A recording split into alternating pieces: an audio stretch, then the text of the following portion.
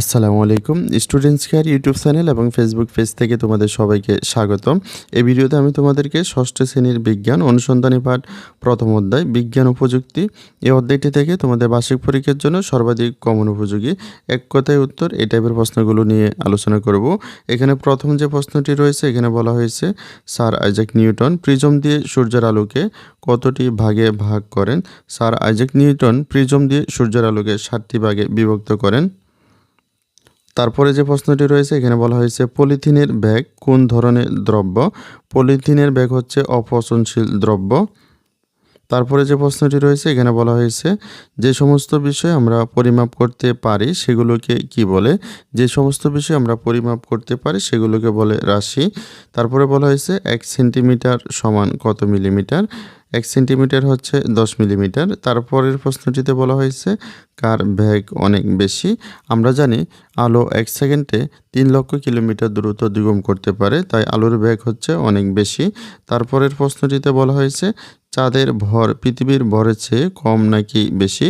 আমরা জানি চাঁদ পৃথিবীর চেয়ে ছোট, তাই চাঁদের ভর পৃথিবীর ভরের চেয়ে হবে কম। তারপরের প্রশ্নটিতে বলা হয়েছে পৃথিবীতে তোমার ওজন যত চাঁদে তার চেয়ে কম নাকি বেশি হবে? পৃথিবীতে আমাদের ওজন যত চাঁদে কিন্তু আমাদের ওজন তার চেয়ে কমে যাবে। এর কারণ হচ্ছে কোনো একটি বস্তুকে পৃথিবী যে বলে তার কেন্দ্রের দিকে আকর্ষণ করে, সেটি হচ্ছে পৃথিবীতে ওই বস্তুর ওজন। একইভাবে কোনো একটি বস্তুকে চাঁদ যে বলে তার কেন্দ্রের দিকে আকর্ষণ করে, সেটি হচ্ছে চাঁদে ওই বস্তুর ওজন। পৃথিবীর ভর যেহেতু বেশি তাই কোনো একটি বস্তুকে পৃথিবী অনেক জোরে তার কেন্দ্রের দিকে আকর্ষণ করে থাকে, তাই কোনো একটি বস্তুর ওজন পৃথিবীতে অনেক বেশি হয়ে থাকে। কিন্তু চাঁদের ভর যেহেতু কম তাই কোনো একটি বস্তুকে পৃথিবীর চেয়ে কম বলে তার কেন্দ্রের দিকে আকর্ষণ করে থাকে। তাই একই বস্তুর ওজন যেখানে পৃথিবীতে বেশি হয়ে থাকে সেখানে চাঁদে কিন্তু তার চেয়ে কম হয়ে থাকে। তারপরে যে প্রশ্নটি রয়েছে এখানে বলা হয়েছে পৃথিবীতে তোমার ভর যত চাঁদে তার চেয়ে কম নাকি বেশি হবে? পৃথিবীতে আমাদের ভর যত চাঁদে কিন্তু ভর একই থাকবে, কারণ ভর হচ্ছে কোনো একটি বস্তুর মোট পদার্থের পরিমাণ। আমি যদি পৃথিবীতে থাকি তাহলে আমার মোট পদার্থের পরিমাণ যত থাকবে, আমি যদি চাঁদে যাই তাহলে আমার মোট পদার্থের পরিমাণ যেহেতু একই থাকবে তাই ভর কিন্তু একই থাকবে। তারপরের প্রশ্নটিতে বলা হয়েছে পানির বাষ্পীভবনের তাপমাত্রা কত? পানির বাষ্পীভবনের তাপমাত্রা হচ্ছে 100 ডিগ্রি সেলসিয়াস, অর্থাৎ 100 ডিগ্রি সেলসিয়াস তাপমাত্রায় পানি ফুটতে শুরু করবে। তারপরের প্রশ্নটিতে বলা হয়েছে জ্বর মাপার থার্মোমিটারে কোন স্কেল ব্যবহার করা হয়? জ্বর মাপার থার্মোমিটারে ফারেনহাইট স্কেল ব্যবহার করা হয়।